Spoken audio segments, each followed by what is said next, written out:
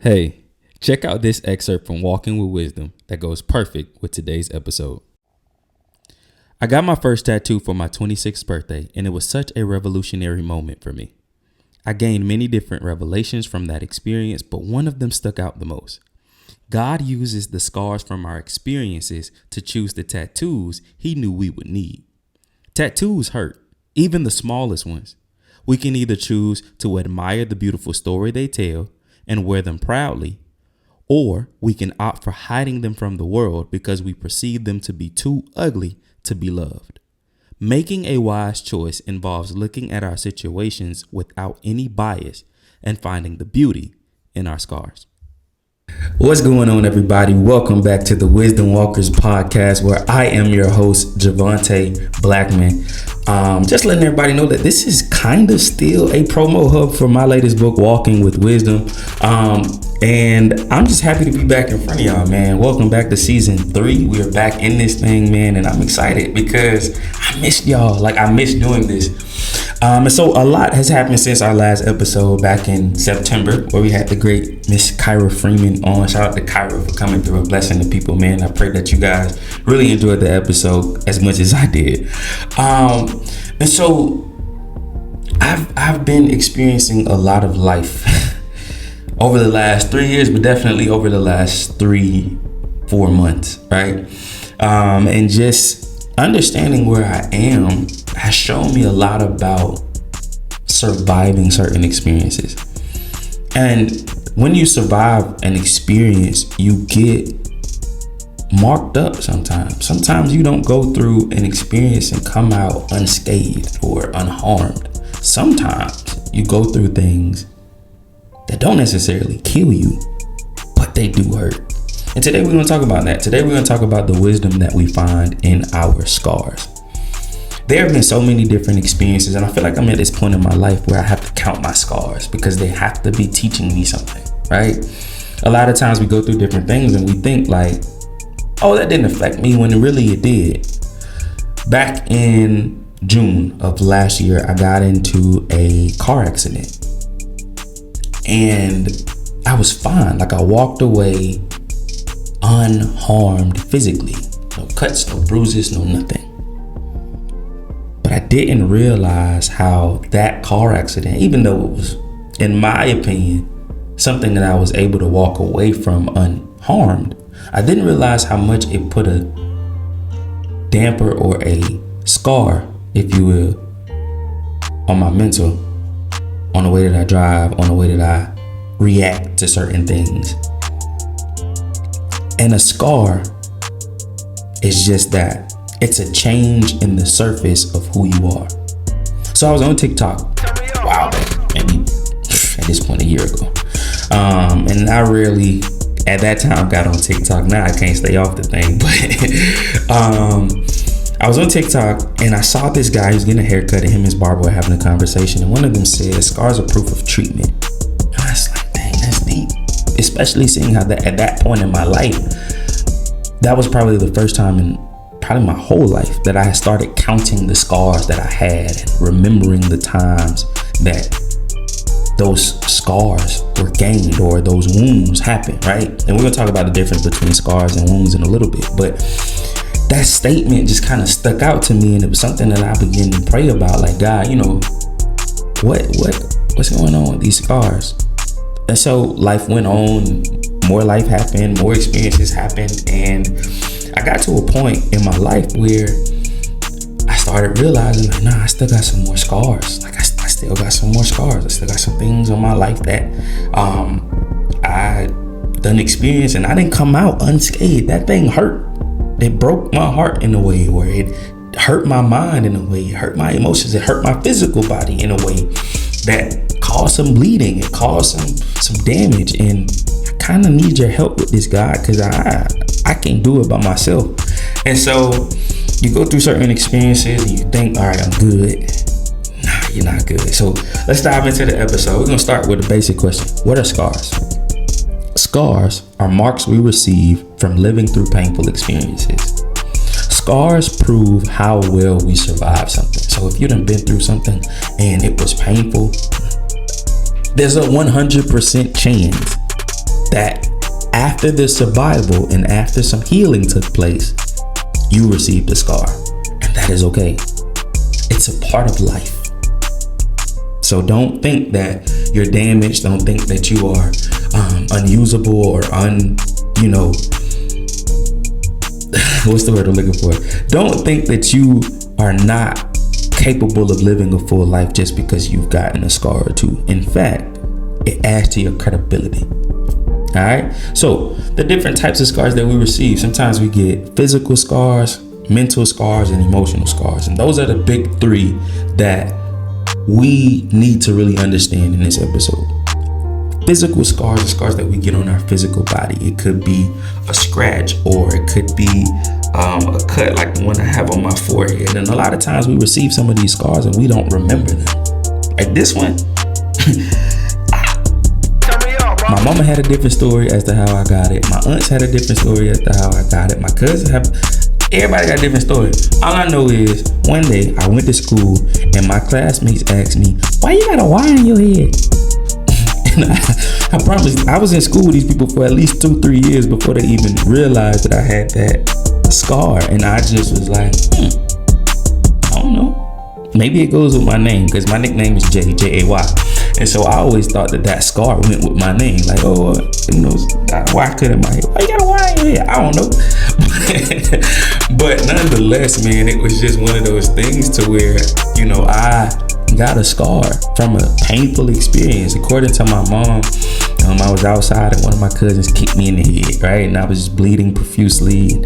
She told my dad that I should go to the hospital and get stitches. And my dad was like, "Nah, he gonna be all right when you take him to the hospital or whatever." My cousin told me that I cut my head on her coffee table. I was running through the house playing and hit my head and gashed it wide open. Getting stitches was never a part of the plan. Nonetheless, I got this scar, right? And so we have these physical scars that sometimes we remember the times and sometimes we don't. Like, I have a scar on my arm. I don't know if you guys can see it, it's real faint, but right here it's healed really, really well to blend in with my skin. But nonetheless, I got that scar from playing basketball last summer. Went to the hole, did a layup, and the guy tried to yank my arm off and ended up getting a scar. So we have these different scars that we get physically, and they always come with some form of bleeding and some form of pain that is very, very visible, right? And then we have mental scars. Now, mental scars we don't always see, because mental scars are the scars that you have. A lot of times we get mental scars from a change in our perception, not perspective, but a change in our perception. And it's through a change in our perception that we gain healing. If we allow ourselves to get healing, to change our perspective. And I talk about it in the book a lot, right? In the chapter, I tell you that perspective is wisdom's best friend. It's the one person in the world that she loves the most and trusts the most because she connects the most with her, right? Yes, she loves her family. She loves her husband love. She loves her children, right? Her dog understanding. But at the end of the day, her and perspective are locked in like this. And I tell you that, perspective has a daughter named Perception, I read the book and you'll see what I'm talking about. For those of you who read it, I pray that you enjoyed that chapter because it's one of my favorites to write. It was probably one of the first that I wrote, to be completely honest with you, because I just enjoyed the imagery that came along with it and the understanding and revelation that I feel like God gave me. But nonetheless, man, I learned that a lot of times we get these mental scars through certain experiences that build this mental toughness.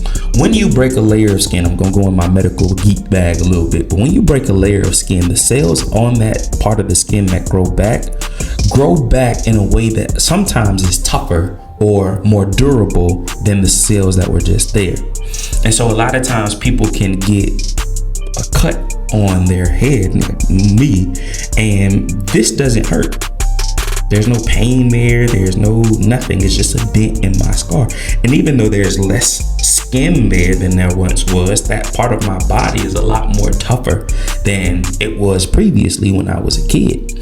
And so mental scars prove that toughness through survival. Like when you survive something and you get through it, a lot of times that you find yourself in a place where you're mentally more tougher after that experience, after you've healed, after whatever trauma you survived than you once were. And a lot of times, like, we need that, we need to be sharpened. We need to be tougher. We need to be made tougher. And so God puts us in situations where we get mental scars. I'm going to therapy still, and one of the best decisions I've ever made. So if you're not in therapy, I really suggest that you do it. But I started going to therapy, and then I started realizing my mental triggers. One of the things that triggered me is the city of Atlanta. I was just there in December for the Celebration Bowl. Shout out to the Rattlers for being the national champions. But I was back in there in Atlanta, and there was so much anxiety that I faced because that city was the place that I was in when I lost my mom, and just being in that place reminded me of that time in my life. But when I calmed down and I was able to look around a little bit, I was a lot more stronger, and I was a lot more able to navigate in the city because I had been there and I survived something while I was there. And so it's still a trigger, but I'm stronger because of that trigger. A lot of times we have to identify the triggers that we have so that we know, okay, this is something that I've been through and I survived.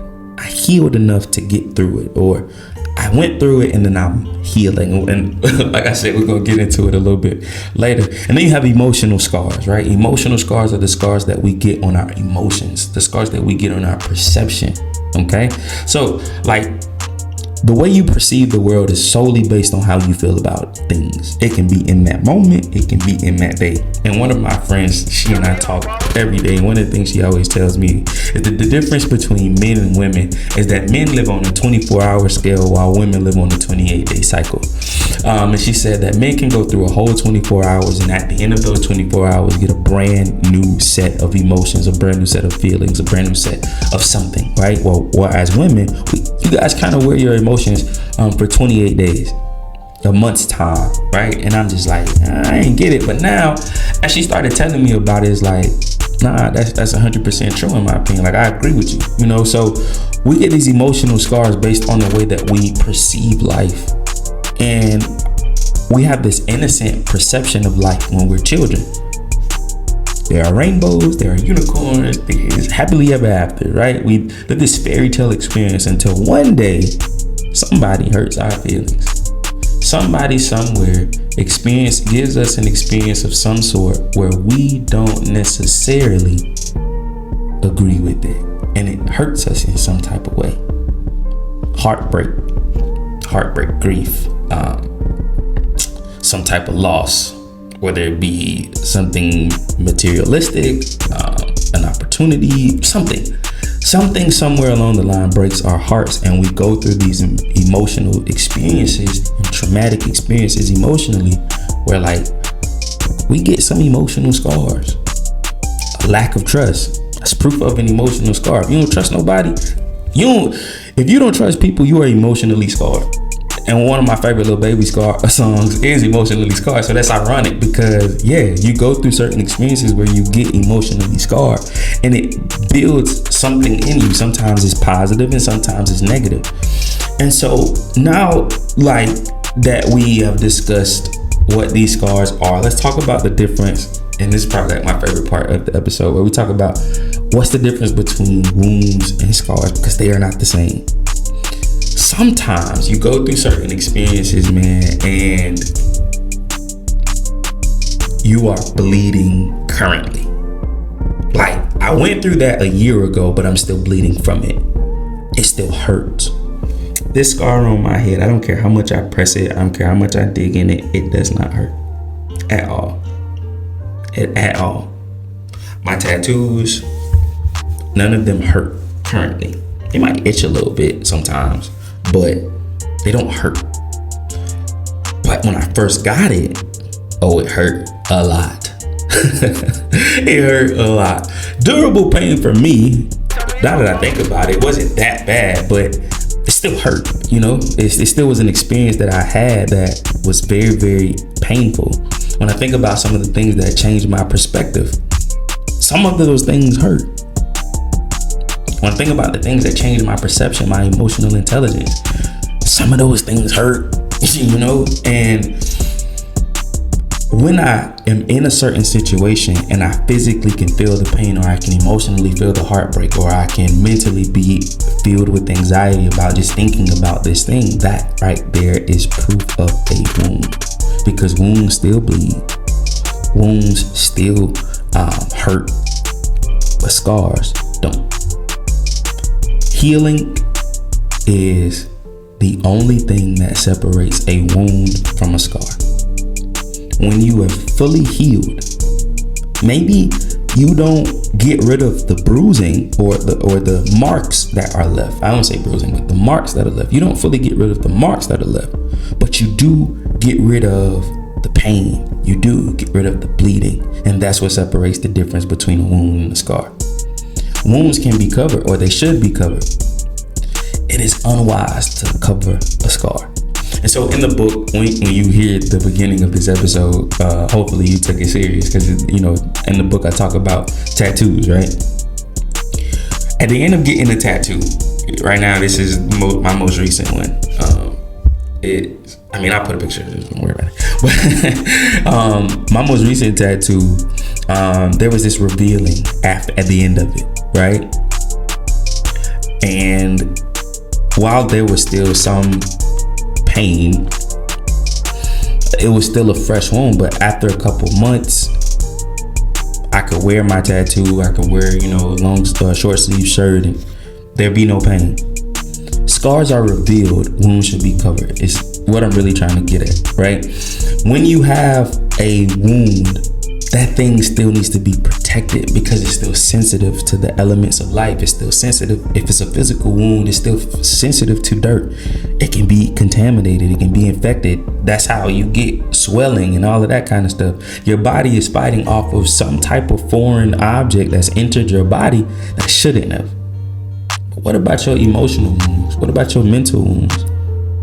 This is why this is my favorite part of this episode, because sometimes we find ourselves with these mental wounds and these emotional wounds, and we don't cover ourselves.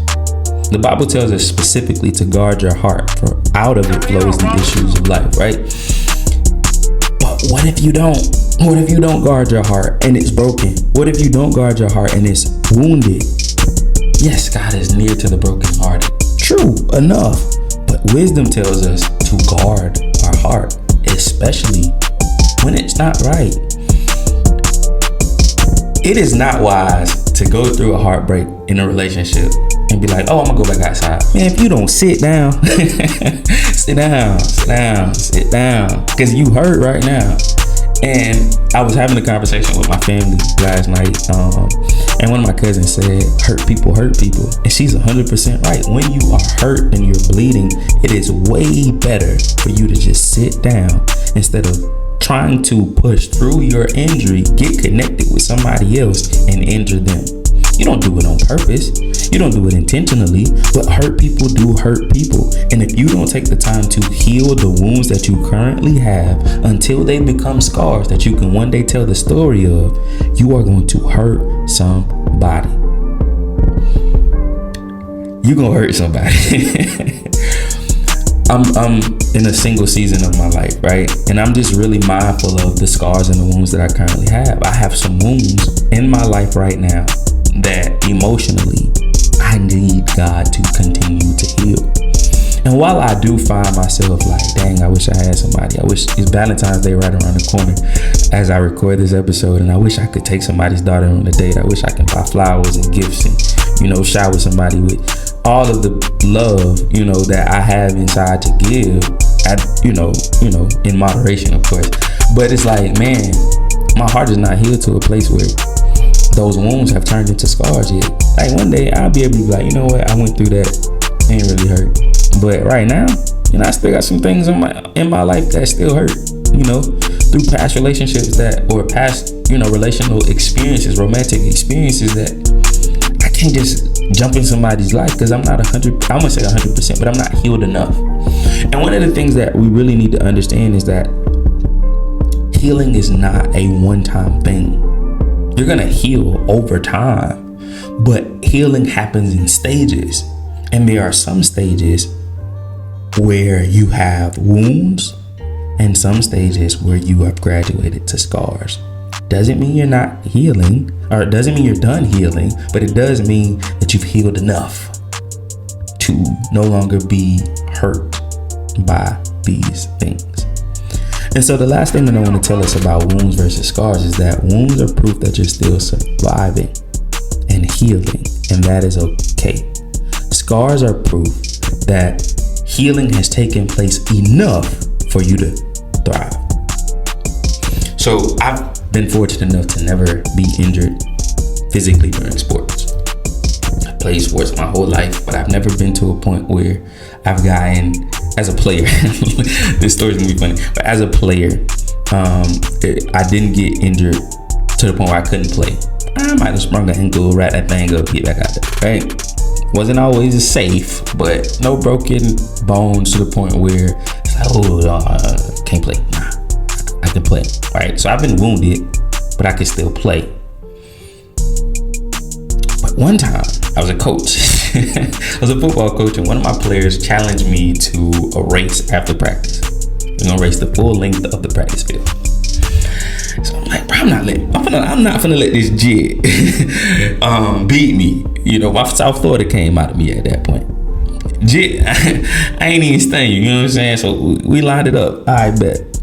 So we're running. I bust out into a sprint. No stretching, no nothing. Right? So I bust out into a full sprint. I'm sprinting down the practice field, and I probably beat this kid by like 10 yards. Kudos to me at that point. But what I didn't know is that I tore muscles in my hamstrings and in my quads. Y'all, I had never hurt this bad in my life. I lived on the second floor of my apartment building at the time, and I was in so much pain that I cried physically as I walked down the steps walked up the steps that day after practice. And so I got at home, I got into bed, I said, okay, I'm gonna go get some Epsom salt. Maybe, just getting old, black. You're getting old. You might wanna slow it down a little bit. So I get to the crib, get in the tub, soak in some Epsom salt and all that kind of stuff. I'm like, all right, okay, cool, I'm good. Y'all, I wasn't good. I didn't know I tore muscles in my legs until I went to the hospital right around the corner from my house. And I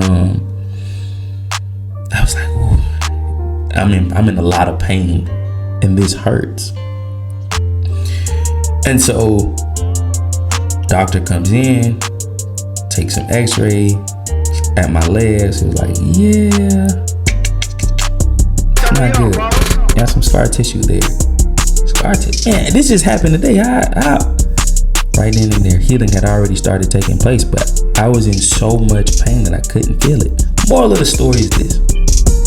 There are certain experiences that you go through where you may think that you are good even though you're in a little bit of pain, but you are still in a process or in a state of healing, and that is okay. During that time, I had to be on painkillers, but I couldn't be a part of any physical activity. Like the football season was still going on. I was still coaching receivers and DBs and all that kind of stuff.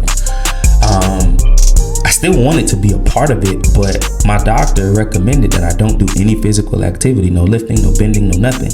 Go home, sit down. Physically, that makes sense. What about them emotional scars? You go through a heartbreak.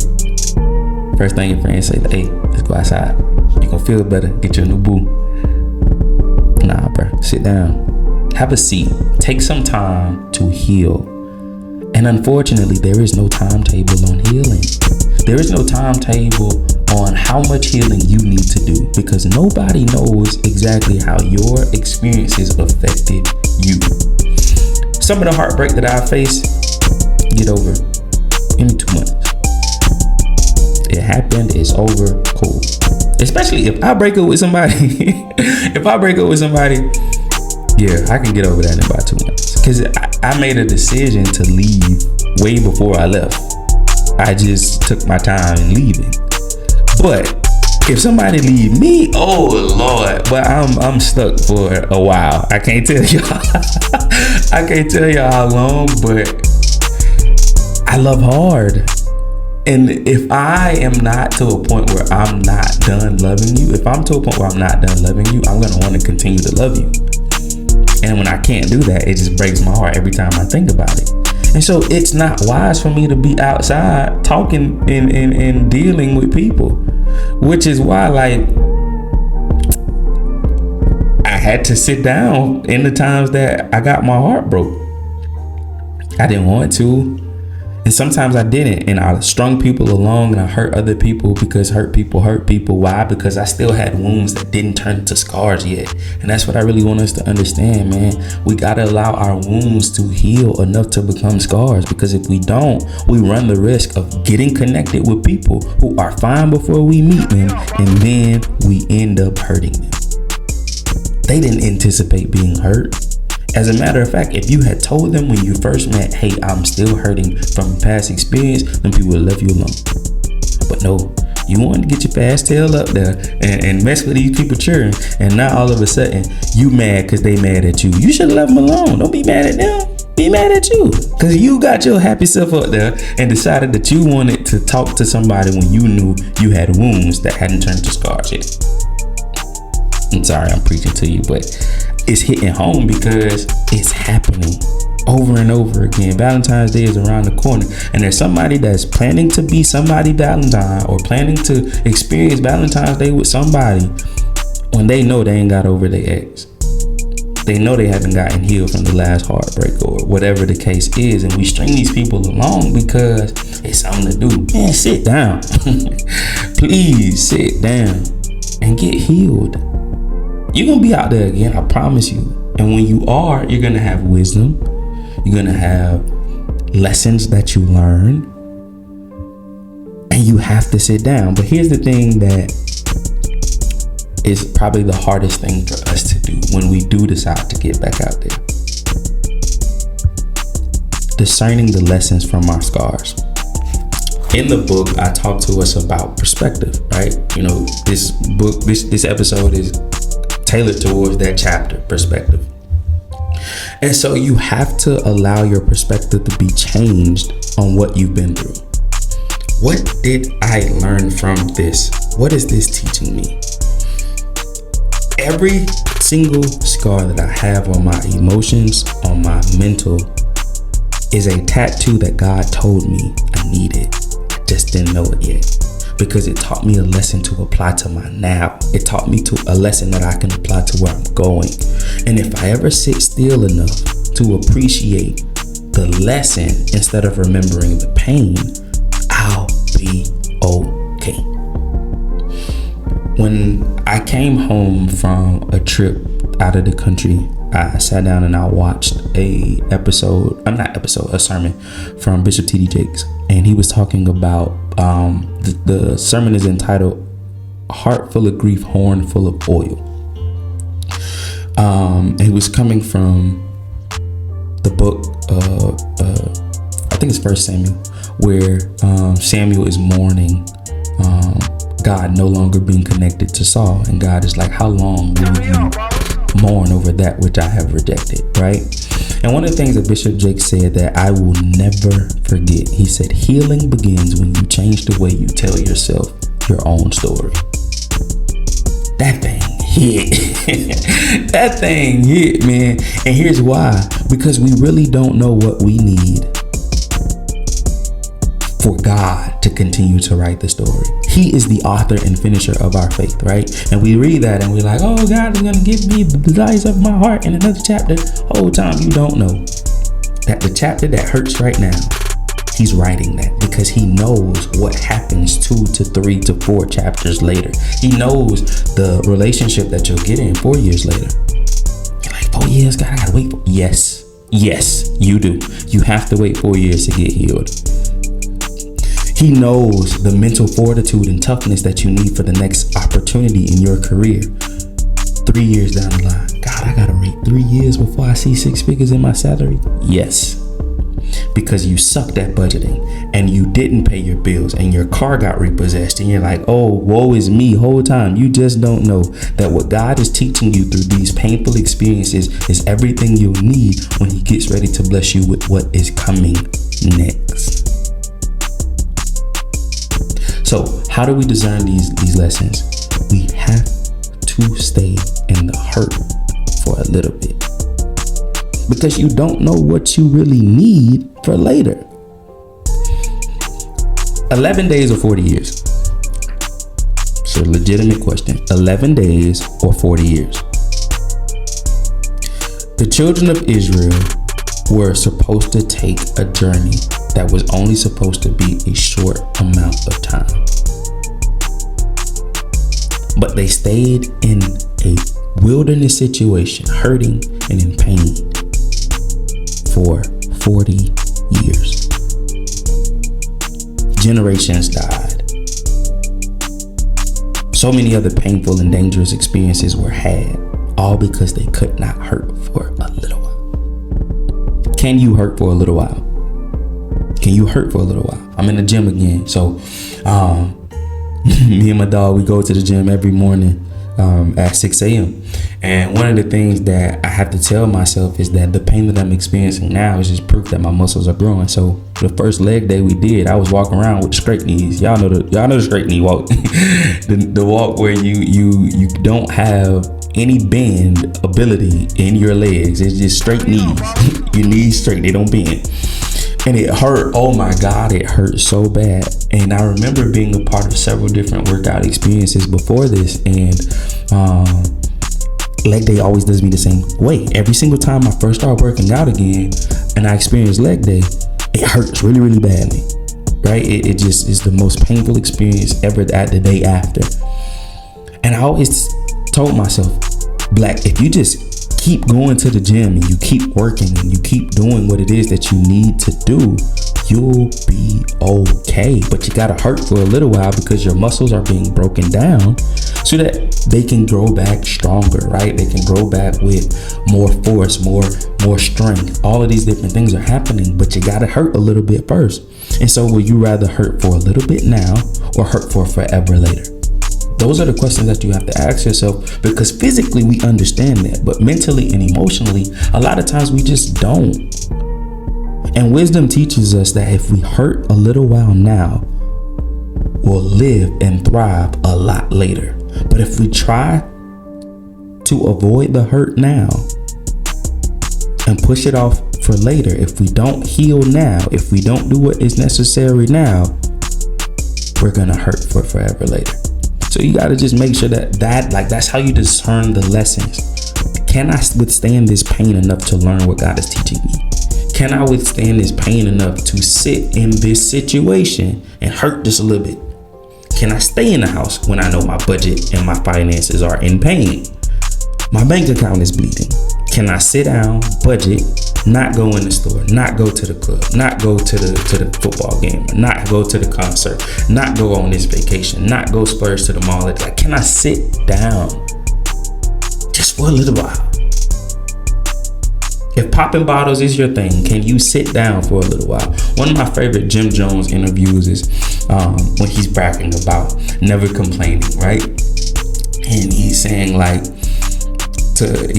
he mentioned to his family, sure, we can't buy Chanel bags, but give me 3-4 months, it's Chanel every day if you want it. Like that's one of my favorite ones. But it's so true. You gotta sit down to regain the strength to keep going. And the thing that hurts is not keeping going. That don't hurt. What hurts is sitting down. That's why we don't want to do it. The thing that will hurt you the most is the thing that your pride is the most attached to. Being stood up. Losing my mother hurt me so bad. And one of the things that I did that a lot of people were like, why would you do that? That doesn't make sense. You were already on your own. I moved back home. Yep, I moved back home. Do I like it? No, I don't. I'm just going to be completely honest with you. I love my family. I love being close to them. I love loving on them. I love being a part of every moment that I've been able to share. But if you ask me if I would much rather be out on my own or at home, I'd say I'd rather be out by myself, doing me. But it hurt my pride to come back home. But I needed it. Because in that, I began to heal, guys. I began to heal in so many different ways. To the point where now it's like, man, I know I ain't gonna be here forever, but the healing that I've received in this place, I would have never gotten had I not sat down. You gotta sit down, because that's the only way you're gonna get the lessons. And the question that you really have to ask yourself is, what role is wisdom playing in the healing of my scars, of my wounds, and being turning them into scars? What role is wisdom playing in my healing that's turning my wounds into scars? That's really the question that you gotta ask yourself. So now that we've discussed how we discern these lessons, the one thing that I know a bunch of people are gonna want to know is, what do I do while I'm waiting for my wounds to turn into scars? What do I do while my wounds are healing? Stop trying to run. I came home this year from a trip to Tallahassee. And while I was there, bringing in the new year, had the family worship and praise, and a shout out to F-Dub. But while I was there, I ordered a new Bible, new translation, the Good News Translation. And when I came home, I never do this. I'm not a Russian roulette kind of person when it comes to reading the Bible. God, tell me what you want me to know in this sitting while I sit down. That's just how I do it. But nonetheless, I was like, I'm just going to haphazardly open my Bible. And I opened my Bible to Psalm chapter 46, verse 10. And the scripture in that translation says, "Stop running, says the Lord, and know that I am God." Now that hit me, and here's why. On my phone, I have a screensaver that turns on when my phone goes into focus mode at 8 p.m. every single night. That same scripture. But the translation that I have is the NIV version. Be still and know.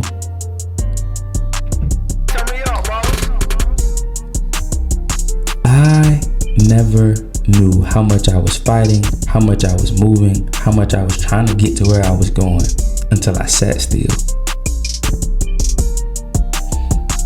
Sitting still is not doing anything. Let me rephrase. Let me help you understand this. Like, I'm not saying just be idle. No, don't be idle. Read the book. You'll know why. What I'm saying is, stop trying to run super duper fast. Stop trying to fly and try a different pace for now. Try walking. In order for you to really, really receive the true healing, walk with wisdom towards it. Say, God, I need to heal. What do I do? And when you say that, when you pray that prayer, wisdom enters the chat and she's like, here's what you do. Like Siri, you say, hey Siri, da da da da da da da da. And what she say? Hey, here's what I found. And she gives you all of these options, right? Wisdom is similar, right? We have a better relationship with Siri than we do with wisdom. And that's crazy, because while Siri is programmed, wisdom is not. Because wisdom was there when the world was formed.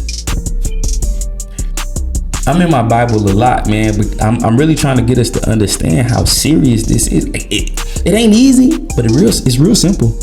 It is really, really simple. All you have to do is pause for a moment and stop trying to run and just walk towards healing. That's what you do. Be intentional about healing. If you know you got your heart broke, be intentional about seeing how that affected you.